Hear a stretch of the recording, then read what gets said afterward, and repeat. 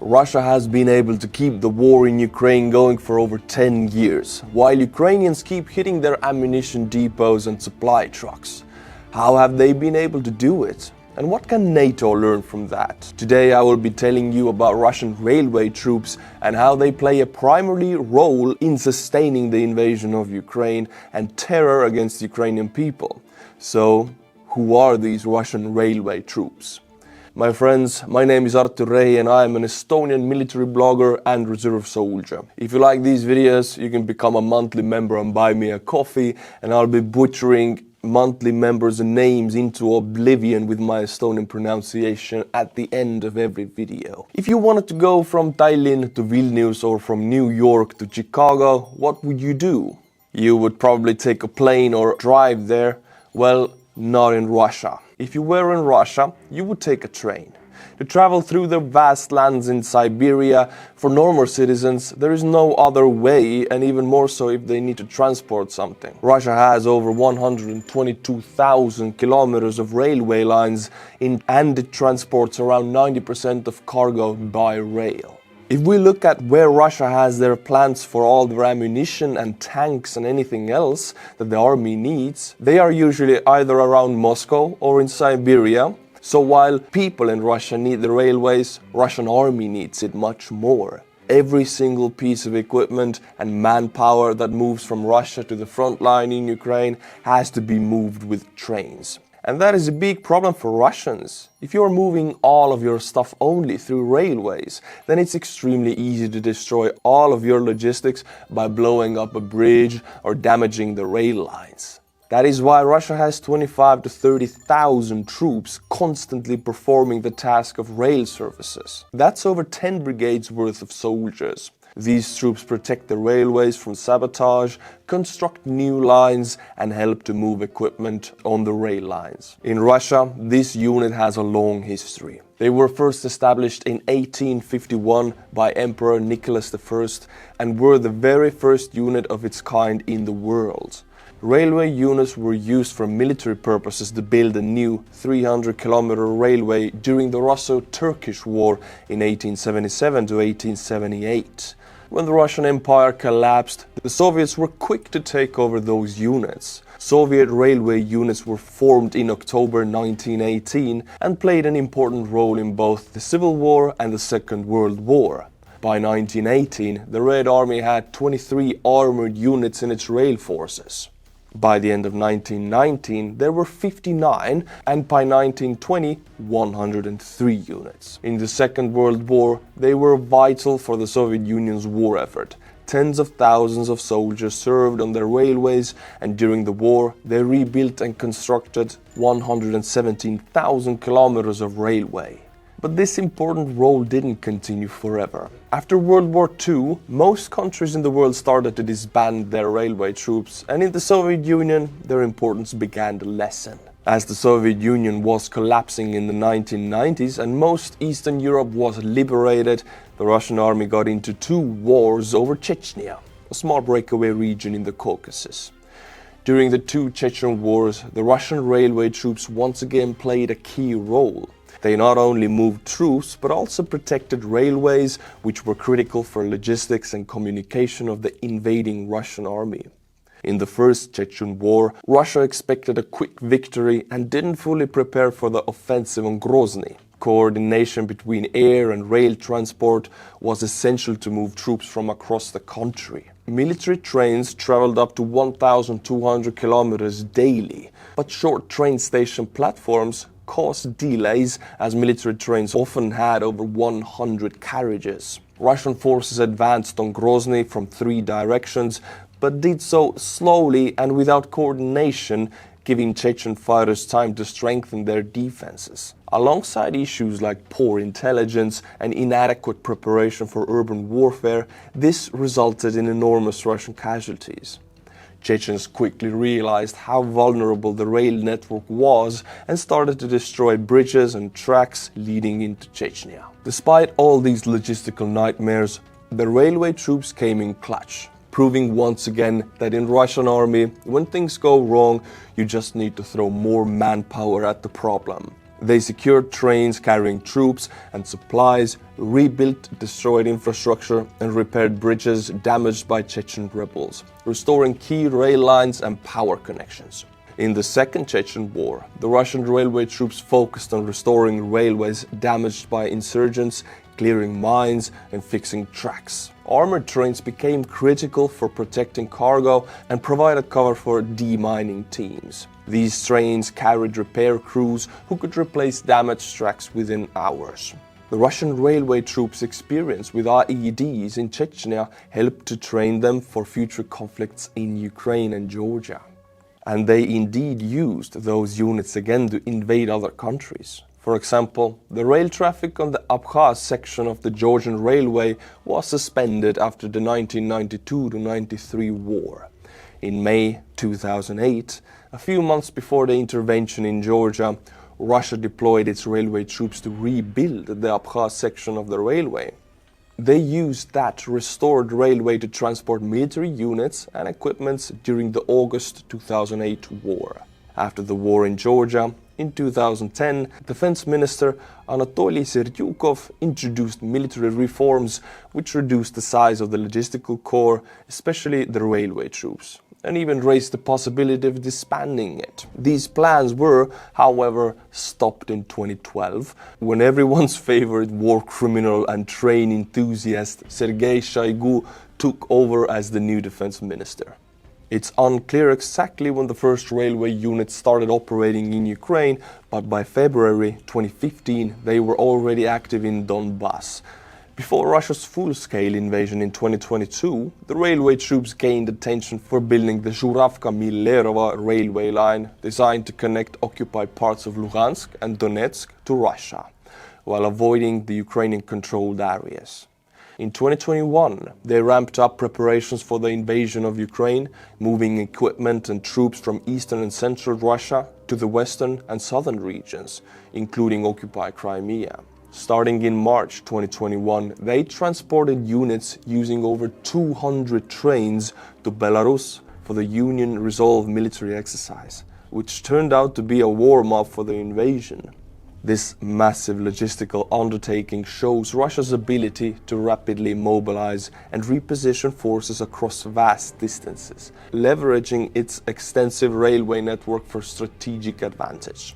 To support this, Russia and Belarus upgraded their railway networks to handle more traffic. As part of the Union state, a loose political framework that Russia is pressing Belarus to formalize to more deeply integrate their legal, economic and political system, there are budgets assigned for military facilities and infrastructure, including financing railway stations.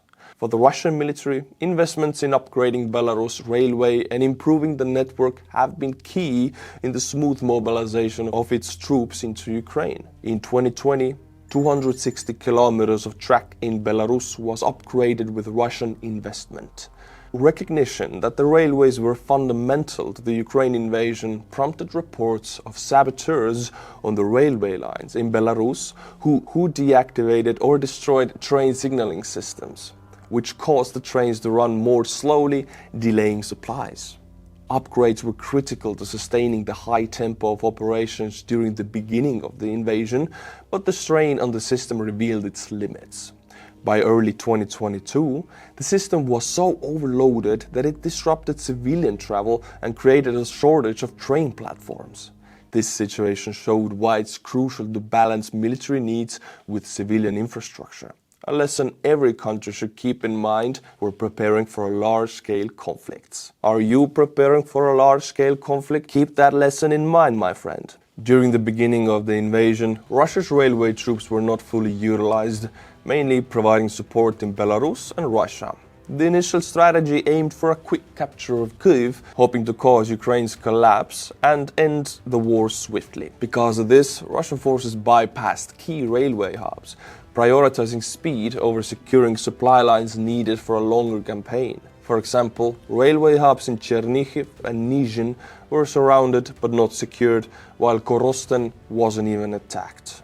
Though Russian forces took Konotop and Bakhmach, they failed to secure railway connections north and south, which left their offensive unsupported by logistics. This is why we saw those videos of giant columns of supply trucks stuck on the roads towards Kyiv. The nuclear convoy, the massive convoy of Russian tanks and trucks formed, consisting of about 100,000 troops from the Belarusian border to Kyiv, and it was great food, great target for the Ukrainian Bayraktars. When you think of modern warfare, you probably imagine tanks, missiles and drones, but what about railroads? There is a silent yet devastating battle taking place far from the front lines, where resistance groups, hackers and guerrilla tactics are rewriting the rules of logistics warfare. Let's start with Belarus. Resistance groups like People, the community of railway workers and the cyber partisans have been waging a relentless campaign against Russian military logistics. These groups aren't just protesting, they're taking action. Between February and April of 2022 alone,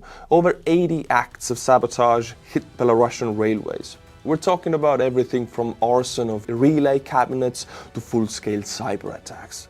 The result? Russia and Belarus had to deploy guards to protect their railways, and Belarus even passed a law instituting the death penalty for sabotage. And then there's the cyber front. Russia, the so-called leader in cyber warfare, has found itself on the receiving end. Remember the cyber partisans? They didn't just disrupt railway operations in Belarus. They went after train control systems and even shut down key transport websites. The IT army of Ukraine, a Ukrainian hacktivist group, took things further, crashing Russia's railway website and passenger app. Not once, but twice in 2022 and 2023. Imagine the chaos of trying to move troops or supplies when your entire digital infrastructure is under attack. The sabotage hasn't stopped at cyberspace. In Russia, guerrilla groups like the Organization of Anarcho-Communists have been targeting railway infrastructure. By the way, what a name! Anarcho-Communists. Anarcho-Communists. Props to the guys for the name. By 2023, over 150 Russians faced charges for railway sabotage. Get this, a third of them were underage. Their weapon of choice? Setting relay cabinets on fire. Small acts, big impact. I just wanted to make like the dirtiest sex joke. Small acts, big impact. That's what she said. So, what's the bigger picture here? The rail war is more than just resistance, it's a strategy. Every relay cabinet burned, every railway junction disrupted, chips away at Russia's ability to sustain its war effort. It's a modern David versus Goliath, where guerrilla fighters and hackers use creativity and determination to outmaneuver a giant. And here's when it gets even more fascinating. These tactics are forcing Russia and Belarus to divert resources, pass stricter laws and adapt their logistics on the fly. The rail war may not make flashy headlines, but it's a critical battlefield in today's warfare. Picture this. Russia, the so-called cyber warfare superpower, scrambling as its trains grind to a halt, not because of missiles, but because of hackers and relay cabinet arsonists. In the ongoing war, you've probably heard of tanks, drones and fighter jets, but what about armored trains? Yes, you heard that right. Armored trains are making a comeback on the front lines, and the reason behind it is both surprising and strategic. While armored trains have made a notable return in modern conflicts, they aren't a new invention at all. During Estonia's War of Independence in the early 20th century, armored trains played a crucial role. In a time when traditional transportation was far more vulnerable, Estonian forces used these trains to protect supply lines, provide mobility, and defend strategic positions. The trains were heavily armored to withstand enemy fire and equipped with artillery for self-defense. It's remarkable how even in today's advanced warfare, armored trains have resurfaced in certain conflicts, showing just how effective and resilient this method of warfare truly is. Whether in the harsh conditions of Estonian independence fight or the complex modern battlefield, armored trains continue to serve a strategic role. Let's rewind for a moment. During the Soviet era, armored trains were a symbol of military power. They were first deployed by the Red Army and were famously used in Chechnya, where they became a crucial part of Russian logistical efforts. But after the Russo-Georgian War in 2008, they were mostly retired, seen as relics of the past. That was until 2015, when Russia's defense minister Sergei Shoigu decided to revive them, and by 2022 they were back in action. I can just imagine like Thomas the Train Engine saying with Arnold Schwarzenegger's voice, "I'll be back." I mean, they were back just in time for the invasion of Ukraine. During the invasion in 2022, as the Russian military pushed into Zaporizhia Oblast, the attacks on its railway system intensified. And that's when Russia dusted off these old war horses. The armored trains were reintroduced to provide protection for supply trains and even assist with demining the tracks. These trains weren't just vehicles, they were a lifeline for Russian military logistics. But the real kicker? Ukraine wasn't about to let that slide. In May 2022, Ukrainian partisans targeted one of these armored trains in Melitopol. They managed to blow up a Russian armored train as it was transporting soldiers and equipment. The results? It's unclear whether the attack took the train out of commission completely, but it definitely showed these armored monsters were vulnerable too. Between 2016 and 2022, Russia had 4 armored trains in service: Terek, Don, Baikal and Amur. But now, they've ramped up their numbers to 6, with the addition of Volga and Yenisei. Reports say that Yenisei was built using parts stolen from the Kharkiv region, showing well how desperate Russian army is getting in trying to protect their railway. So why does this matter? The reintroduction of armored trains is a testament to the changing nature of warfare. When traditional methods don't work, you bring back the old, the unconventional and the battle-tested. It's a reminder that in times of war, nothing is truly obsolete. Maybe the bow and arrow. Nah, nothing is obsolete. Bring back the bow and arrow. We will see that in Russian invasion of Ukraine. First of all, we saw the Bukhankas. Now they're using electric scooters. Soon they're gonna use horses and bows and arrows and the Mongol feigned retreat tactics. Let's rewind to May 2020. A major railway bridge near Murmansk in Russia's far north was wiped out by a flood. For almost a month, Murmansk, home to one of the largest Russian ice-free ports, was cut off from the rest of Russia by train. A temporary fix was thrown together quickly, but full operations didn't return until months later.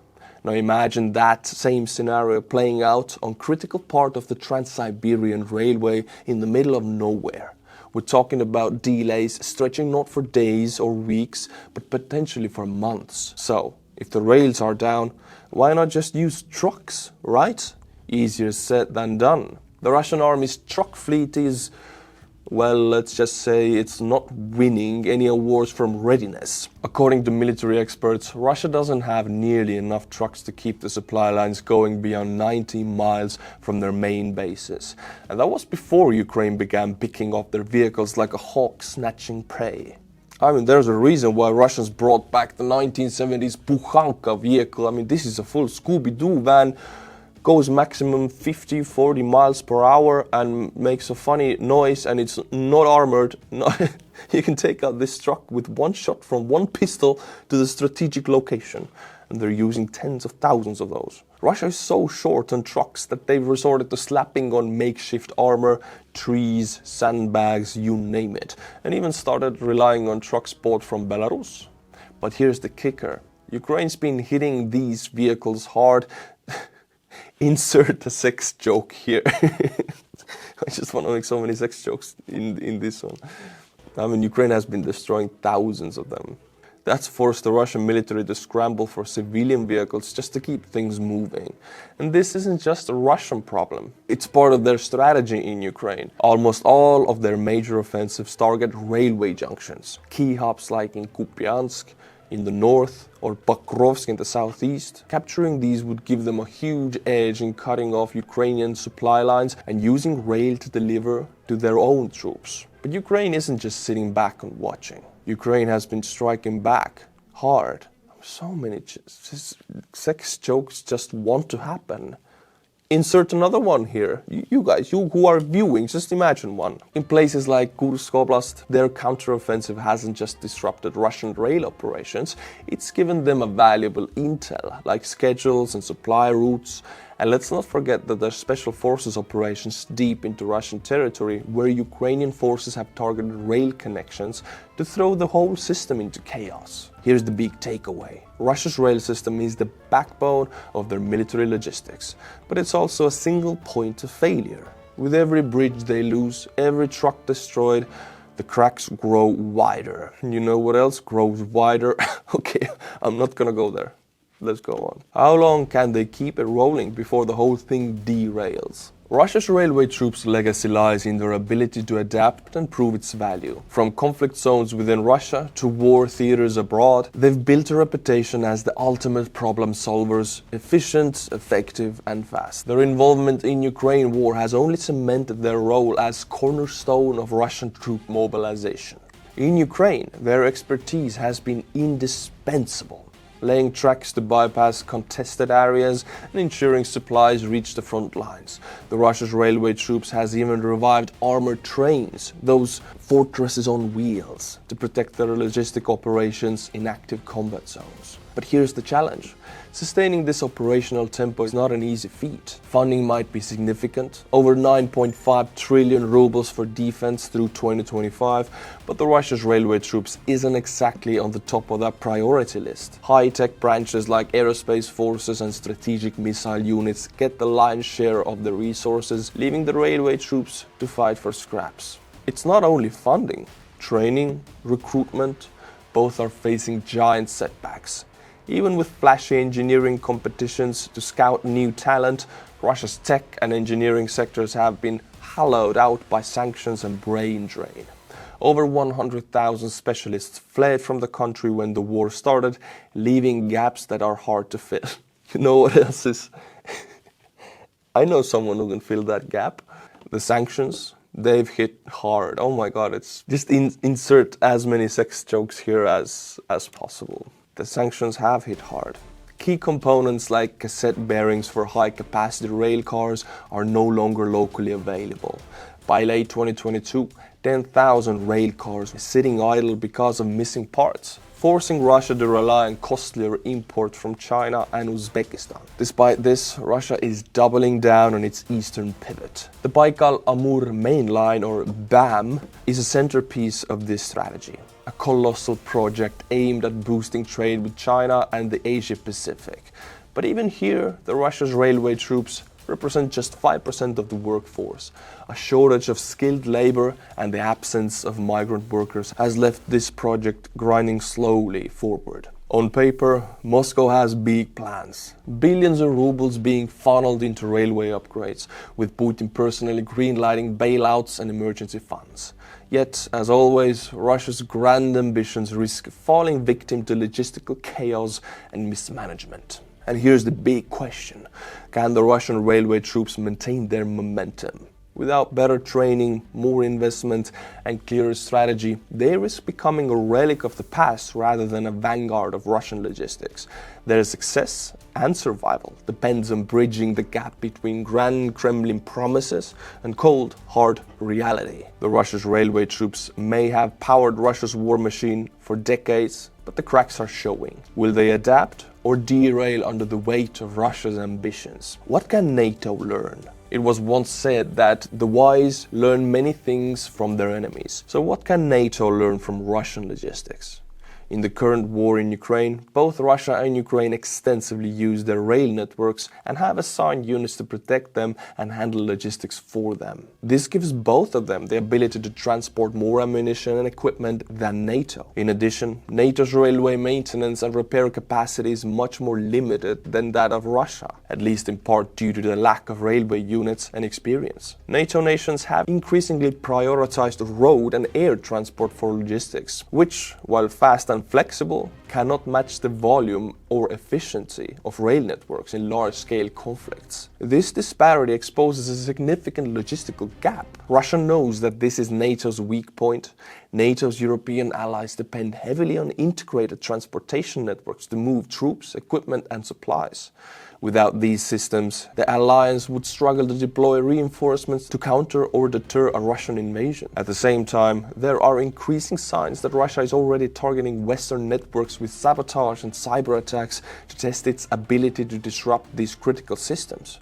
These attacks not only compromise operational readiness, but also create broader political and economic consequences, highlighting the vulnerability of critical infrastructure in hybrid warfare scenarios. France experienced suspected Russian sabotage on its rail networks, which disrupted the opening ceremony of the Paris Olympics last year. Germany has also faced a series of similar attacks, showing vulnerabilities in European transport infrastructure. Disruptions, even minor ones, can create significant logistical challenges, as seen with Russia's rail network. Such incidents demonstrate the need for NATO to invest in both physical security measures and cybersecurity defenses for its transportation networks, ensuring resilience against a broad spectrum of threats. To counter potential sabotage, European nations should prioritize creating robust contingency plans for quickly repairing transportation infrastructure. These plans must include pre-positioning repair equipment,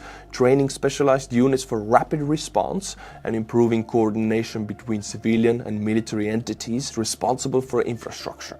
Additionally, investments in redundant transportation routes and alternative logistics methods, such as modular rail systems and portable bridges, could mitigate the impact of disruptions in the future conflict. So what do we conclude from all of this? What happens next? Well, Moscow is already scrambling to adapt. It's building backup rail lines in occupied Ukraine, throwing billions into strengthening its connections with China, Iran and India, and even constructing new routes to bypass Ukraine altogether. But here's the catch. Some problems can't be solved with money. Russia's railway network is simply too vast to defend completely. There aren't enough soldiers, and there's too much track to cover. And then there's the issue of Western sanctions. Believe it or not, Russian trains rely on Western-made parts, especially high-quality ball bearings. And with supply chains cut, they're running into serious issues. In 2023 alone, Russia had to delay or suspend nearly 50,000 trains due to shortages of spare parts and personnel. That's not just an inconvenience, it's a logistical nightmare. The longer the war drags on, the more these small cracks in Russia's railway system will grow. And if Ukraine keeps up the pressure, those cracks could turn into full-scale collapse. Here's something to think about. Western armies have fought wars in places like Iraq and Afghanistan without relying much on rail networks. But Ukraine? That's a whole different story. And if NATO ever finds itself in a large-scale conflict with a major power, the same problems could come knocking on its door. Russia, for all its flaws, still has something NATO doesn't. Railway units with decades of experience. And while their system is cracking under pressure, NATO's isn't even built for this kind of fight. Then there's the Suwalki corridor, the weak spot between Poland and the Baltics. If Russia disrupts key railway lines, NATO forces could struggle to move reinforcements fast enough. And let's be real, European railways aren't exactly the most interconnected military logistics dream.